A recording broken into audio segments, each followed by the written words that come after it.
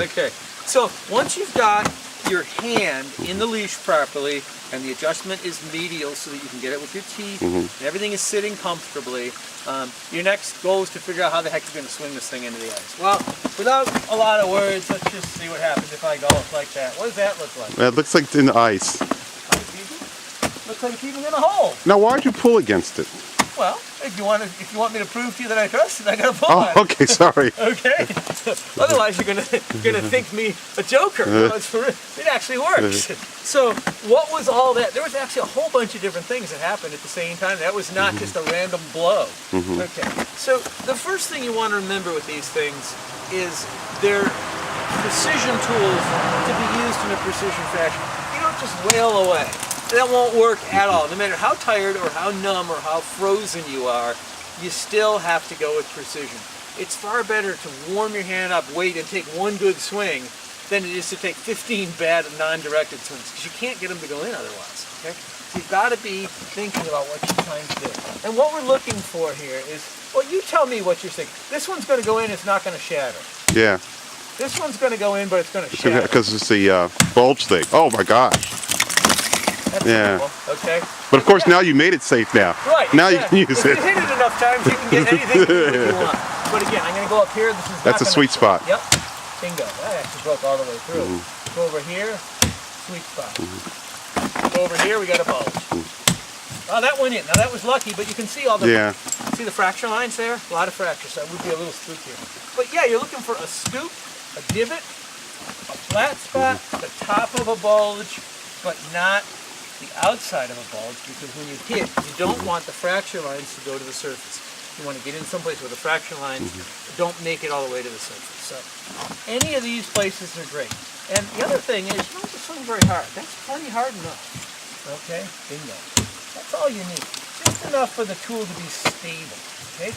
How do you know it's stable? Well, the very best way to find out whether it's stable or not is to test it. Pull on it. See what happens when you pull on it. Okay, looks pretty stable to me. Okay. So let's talk about the specifics of how you actually want to swing the tool. If I'm looking for, I'll go for here. I'm going to use this spot. Anytime this year. There we go. Okay. So what I'm looking for, first of all, is a precise swing. I'm aiming for a spot the size of about a 25 cent piece. So not big. It's less than an inch in diameter is the first thing. I want to get right in that hole. Not near it, but in it. Okay? The second thing I'm doing is look at how much action there is in the wrist. There's a lot of flicking action here. It's not this. That's a push. Kind of a poke. But it's that. There's a lot of cock, flick. Cock the wrist, flick. Part of it is in my hand that opens up a little bit. Part of it is in my wrist that bends back. So it's this kind of an action.